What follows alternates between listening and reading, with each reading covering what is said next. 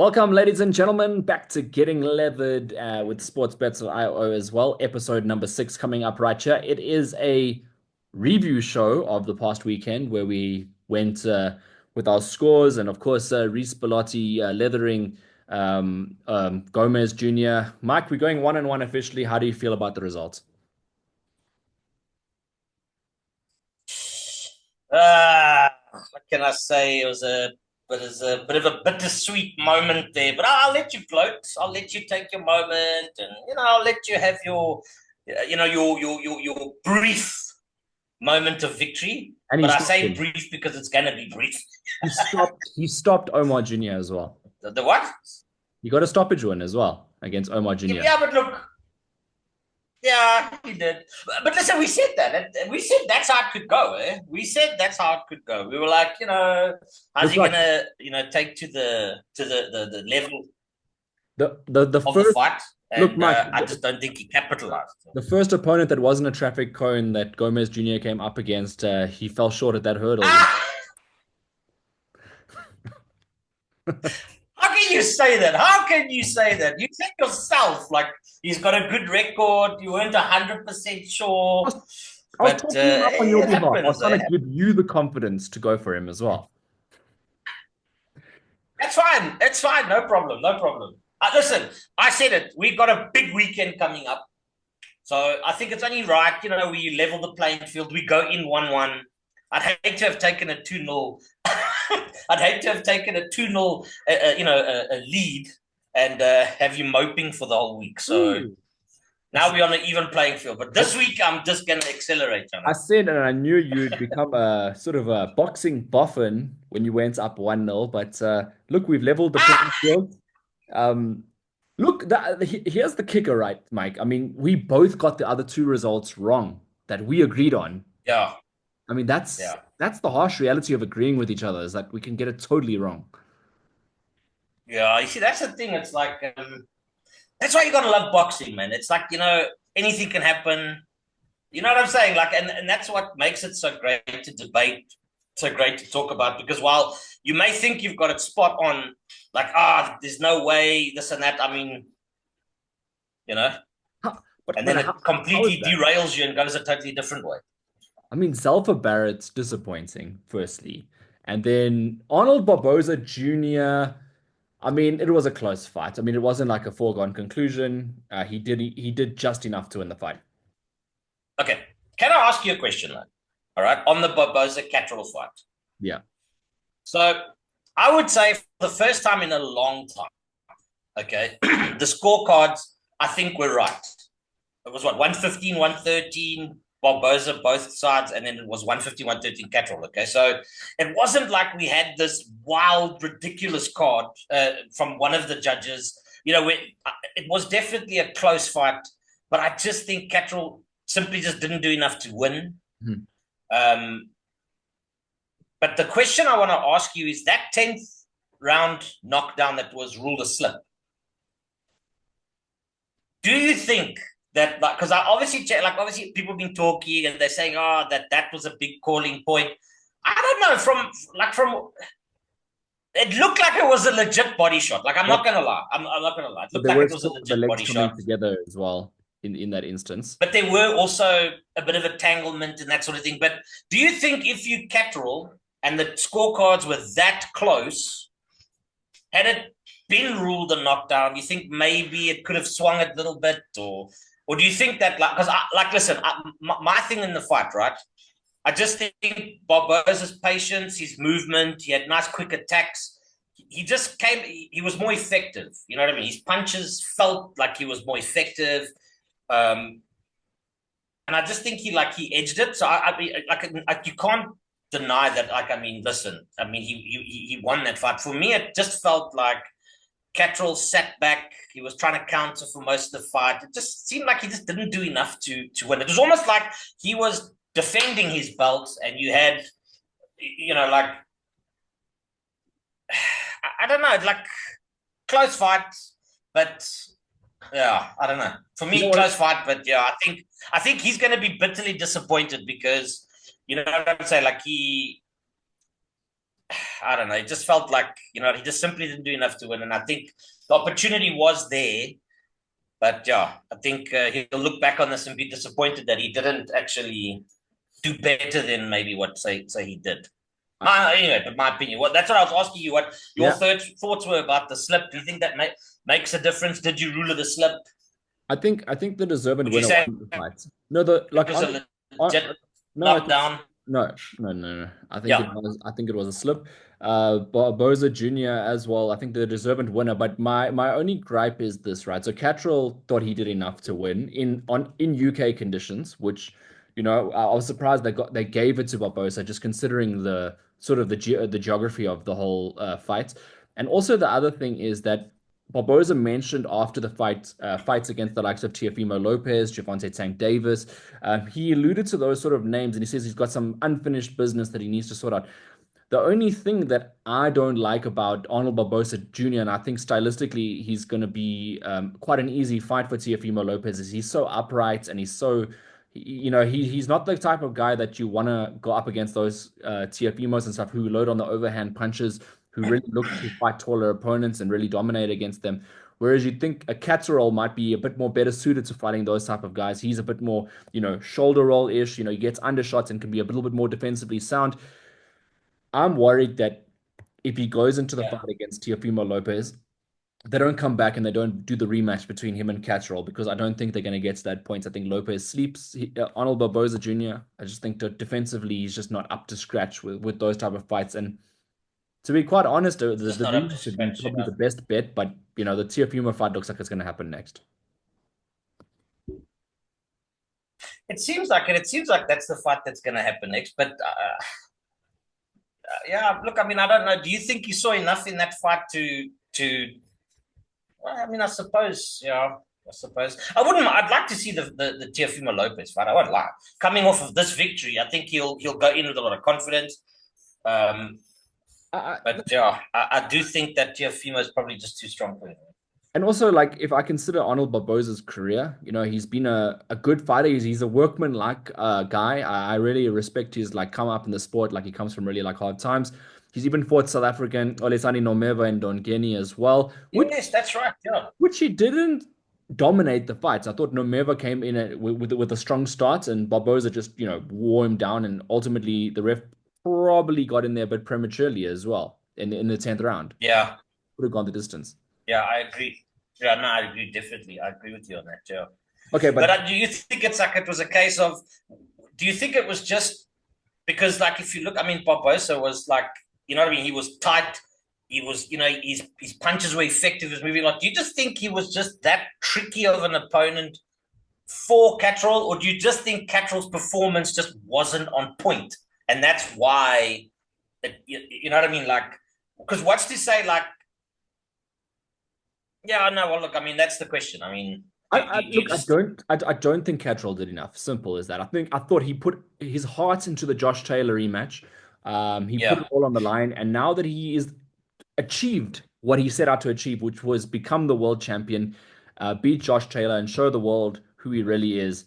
It's almost like the performance that he gave up there was the whole what Mike Tyson said about slippers and robes. Is like you've reached that point, and that's what Yeah, that that's the performance thing. looked like. Yeah. That 100%, John. I couldn't agree with you more. Yeah, that silk robes and underwears, eh? No. But yeah, just so it looked like that at the very least. But yeah, um, yeah, that was a good recap of this weekend as well. And I don't know if you want to touch on Zalfa Barrett really quickly. I thought he was extremely disappointing. Yeah, look, I think look, but listen, like in saying that, okay, it just felt like neither of them really did a lot. You know, felt like Barrett just didn't get into second gear. There was not a lot in like the rounds and that. So I think that Dickens probably just edged it. Like he edged the rounds. And I do think Barrett probably regrets not doing more. It was a fairly uneventful fight. It was just for me. Dickens was cagey, and I just think like he nicked the rounds because I mean there wasn't a lot in the rounds. It just there wasn't. So But again, like, I mean, I don't know. I mean, is it, Dickens took the fight because Barrett just wasn't at the races. He just wasn't there. Could he have done more? Or, was it that Dickens was just a very cagey, tricky fighter? So, Bad night for Eddie Hearn, though. I mean, that's two of his boxers. That hey, didn't I'm win. not backing I'm not backing any. I'm just backing fighters. No 5v5s, nothing like that. No, no, not at all. I think we missed out on the Oscar De La Hoya fight, but we were one day too late because Oscar De La Hoya had his guy and Keyshawn Davis as well. They fought on the Friday night, but we of course recorded on the Yes, Friday. I saw that. Yeah, yes, I saw that. But how come a lot of this stuff's not really advertised? You know what I'm saying? It is. You either see it like the morning of the oh, there's boxing tonight. Geez, like how come I never saw that type of thing or whatever? And then either you catch the fight or you don't. But it's just like I wish they'd advertise it a little bit more or make it a bit more, visible that there's some good boxing. Because I mean, that was a good fight. There's some good boxing that took place. Yeah. So Keyshawn Davis looks like a big problem. He's going to be dangerous for a lot of the other top guys in the division as well. hmm. Yeah, but how are they? Is Oscar doing that 5v5 thing? I I don't mean, know. there was talk about it, but it seemed like it went quiet. Here's the announcement, right? I don't know if it's an announcement. It's been announced a while ago, but I was logging onto BoxRec and I saw that Canelo Alvarez is fighting William Skull. Is that a done deal? I know there was rumors of that, but I mean, is that a done Third, deal? third of Genuine. third of May in Saudi Arabia. Canelo Alvarez against William Skull. Cuba's William Skull. It's been interesting. Yeah. Unification bouts. Look, yeah, maybe he's. I don't know. Why don't you see the Why these fighters? guys don't. Who did you want I don't Canelo know. Alvarez to fight? You wanted Bud, right? 100%. 100%. I But would have. now, but Listen, we said that they're going to have one fight each first, though. yeah, I suppose that's also true. I suppose that's also true, yeah. But in saying that, then who would Bud fight, really? Bud's got to fight a dud. A road cone. What did you call it? Yeah, traffic cone. No, I think they're gonna get Terence Crawford probably a match at middleweights. I think just to size him up a little bit and see how he does up in weights. And if he doesn't perform well, I doubt they're gonna take the Canelo Alvarez fight. I think this is gonna be a massive moment in Terence Crawford and Canelo Alvarez's future in terms of how does he match up when he goes up in weight. But in saying that, I'm speculating as well because he is a super welterweight, having beaten Israel Madrimov for his world title. And Um, listen, he didn't walk Madrimov. no, that's why. Well, we'll get to the preview show for next week Saturday, but that's that's why I But I'm just saying, it's like, that's why I like Madrimov because Madrimov also he beats Imani Colombo as well, who's one of our big guys in Africa. do you think they'll put it on the same card? No. Which fight? Sorry. Well, Bud and Canelo, same card. Maybe after their victory, they walk into the ring, do a little gauging and, like, Do you know what? Do you know what the power struggle will be? Is who's the main event of the evening? I can already see Ego coming up for play in that one. yeah, that's also Technically, it true. would be Canelo Alvarez. He is the global, in terms of global stardom, he is the global star. In terms of ability, Terence Crawford. So there we have it. Listen, I don't think Terence Crawford would mind if he's not the main event. He doesn't strike me as that kind of guy. He doesn't. Do you think it's? I don't think so. When last I think wasn't Canelo's more the one who'll say, "Hey, this is my place, man." when last was Terence Crawford not a main event? No, but what I'm saying is, like, in the build up to the fight, do you really think he'd be like he'd be pissed if he did? Absolutely. You reckon? I don't think so. I I don't think even he's that think there's type. going to be a coin toss as to who walks out second when those two fight. Hey, that would be interesting. Eh? Yeah, Canelo's going to want to do that. Plus, much respect when we were talking about pound for pound in the last reel, and then you all of a sudden you just paused and you were like, Canelo. I love that. I love that moment in our last.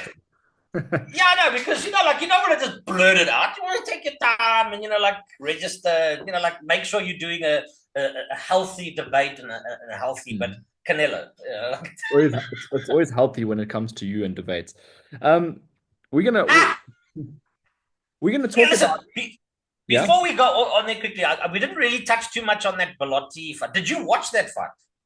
I didn't watch the fight in its totality. I just watched the highlights. Dude, you need, like, listen, You're gonna want as me to a sit through great that. example for up and coming fighters, guys that are, listen, that body work is like, wow, unbelievable. That body shots was like Were flipping. I mean, you look, Bellotti's a well-schooled fighter. He's got great body work. Those shots are going to be heavy. Listen, Gomes is going to be peeing blood for a month. I'm telling you, that And was I like asked you proper. when you were watching that fight take and you could see that Gomes was getting absolutely demolished in that fight, was there like a tear or two that fell from your eye, or like what was happening when you did you know you were gonna end up No, getting one and one? listen, there's no tier or two. The corner, listen, the corner was right to stop it. He was taking serious. That's why I said go watch that fight. He was taking some serious body shots, some serious punishment. No, but I'm saying, were you Um, upset that you ended up losing your clean sheets? no, no, I wasn't upset. But you know what like I think about. Okay, Gomes has got size. He's got reach. He's a come forward fighter, but he barely threw the jab. Like, I mean, I don't know. Is that just? Is it like something in your But how, psychological when you're in can the I ring? ask you something? If you have a traffic cone in front of you like you had prior, do you need a jab?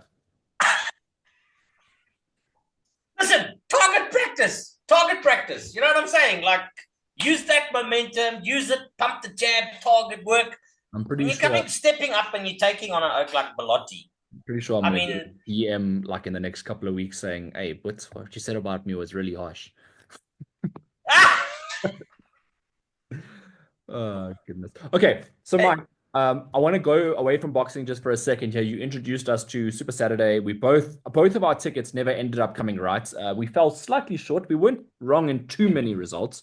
You probably had one more result than me correct on the day. Were you disappointed with your tickets? uh, no, I won't say disappointed because I think, like, listen, a couple of the results we said they were games that could have gone either way. I mean, like if you look at that Fulham Forest game, Yeah. I mean, we said it. Fulham they haven't been as consistent as what say Nottingham Forest have been. But I just think it was.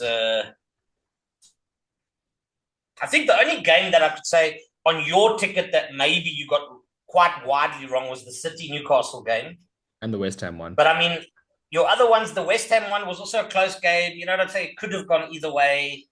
The Jeez, Palace Everton game could have been a draw, could have gone either way. So I don't think it was a disappointing result on the tickets. I think the only one that was maybe I a thought, little bit of a letdown was the Villa game. yeah, Villa won one against Ipswich, who are like struggling in relegation right now. It just didn't make sense, and they played at home, Aston Villa as well.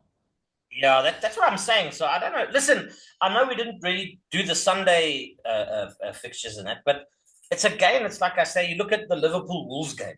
You know what I'm saying? If you watch the game, Hmm. I mean, Liverpool, yes, they won 2-1, but they didn't have it plain sailing. I mean, they struggled a little bit Yeah. in that game. So And I really enjoyed like Super Sunday. You had the like Liverpool game against Wolves, and then you had like the Battle of the Bums next Tottenham and United. this guy, hey, you got jokes tonight. Okay, but Were you listen, surprised that you beat United? I mean, considering the giants that they are. can I be honest with you? Can I be honest with you? As a Spurs fan, okay, but can Oh, I be you said honest with you're a Spurs fan live on the thing. Okay. you? We Yeah. bleeped But it can I out be last honest week, with but you? because you won, now you're a Spurs fan. No, listen. Listen, my thing is this. I actually, not that you want your team to lose, but this result for me is actually going to do us a lot more bad than it's going to do us good. You understand? You talk about United played, I think they fielded, it had to be like 11 reserve youngsters, what, on the bench and whatever. They lost, I think it was like 11 of their first team players. Hmm. Okay. We had, I think, 2 or 3 of our first team players come back, Vicaria, our goalkeeper, and that. But here's the problem. This victory is like it's gonna paper over the cracks. You know what I'm saying? Like Ange fraud, foster no clue. All right. This is gonna not think, hey, it's my way or the highway, and this is gonna be false hope. This is gonna be false hope. I love We that. needed a proper stern test against a fully fit United side. that would have gauged the rest of the season and that. But I don't know. This is going to hurt us, I reckon. So I think anyway. do you think that Postecoglou can't turn it around and like maybe adapt within his methodologies? No, the problem is Postecoglou. He came when he started. He was playing good football, was attacking. Everybody loved it. But this is the Premier League. He got worked out very quickly, very quickly. But it's his stubbornness in-game management and adaptability. He just won't change. He's all like, it's hard life, it's hard line for life, mate. It's attack, attack, attack, attack, attack. His in-game management sucks. And okay, listen, I'm not going to say much further than that. But like, listen. You can just imagine the guy like, yeah, mate, we performed well against United, but That's yeah, exactly it. That's exactly it. depressing. You know what, mate? Mate. I just listen. At the end of the day, like, if you're any other coach, whether you're a Klopp, a Mourinho, Conte, whoever, okay, you're gonna adapt your team because you've got injuries, Mhm. or you're gonna change your team because you're gonna go. Listen, I've got a lot of youngsters. We can't attack the whole time. You understand? Yeah. But he doesn't do that. It's like it's one way and that's it. There is no change, and that for me spells disaster going forward, like 100%. But it was nice to get a win over United. I won't lie. What win? It was nice. What win? What? Oh, geez. Do you know? It is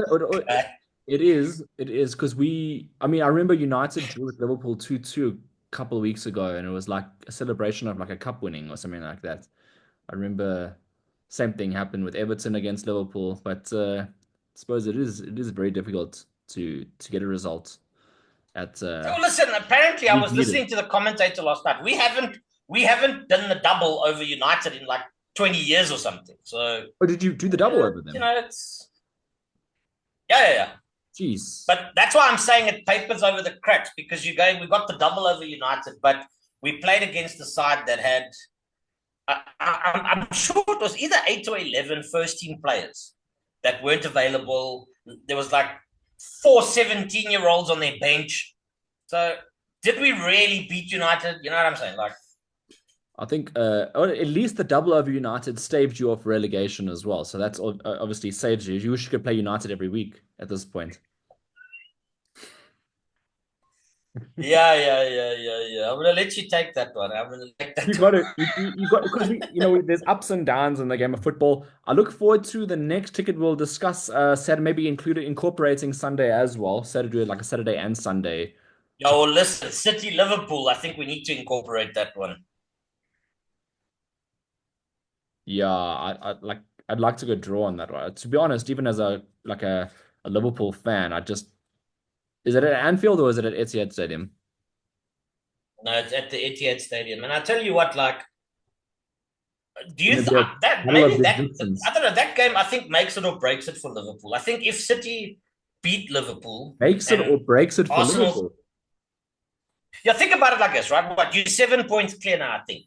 Okay, so if City beat Liverpool and Arsenal win their game, it just brings pressure again. Are, It's still a long way to are go, you and are you the saying that season gets harder. are you saying that Eh? Mikel Bottlejob Arteta is gonna keep you consistent? Just Listen, how some of these guys but this is what I'm saying. Like, how these guys get the game, the airtime that they get. You know what I'm saying? Like, if Arteta doesn't deliver this season, surely Arsenal fans will turn around and say, "Listen, it's high time that we you know what I'm saying? Like, I always how many found that. seasons would you classify is okay? Oh, The amount of money you spend, but you don't. You know what I'm saying? Like, Spurs, we tight. We don't spend anything, so you know what I mean? Like, we're just going for top four, and like that type of thing. yeah, I think But with the amount of money that Arsenal's been spending and there's no return, listen, what did you call him? Bottle job Arteta? yeah. Well, ladies and gentlemen, we got a minute left on the clock, so we don't want to leave it hanging. But we'll leave it with you, with your Daniel levies. He pays his levies, he pays his dues, and he definitely doesn't pay the Spurs. All right, well, ladies and gentlemen, we'll have it right there. Terrible, terrible outro. But yeah, we look forward to the next one on Wednesday/Thursday. We will have the next episode out for you with predictions for the upcoming weekend. Can't wait for it. Massive boxing weekend in Riyadh, Saudi Arabia. 100%. You must tune in when it's going to be big. It's going to be big. You heard it from the man right there. Enjoy, everyone. We'll see you soon.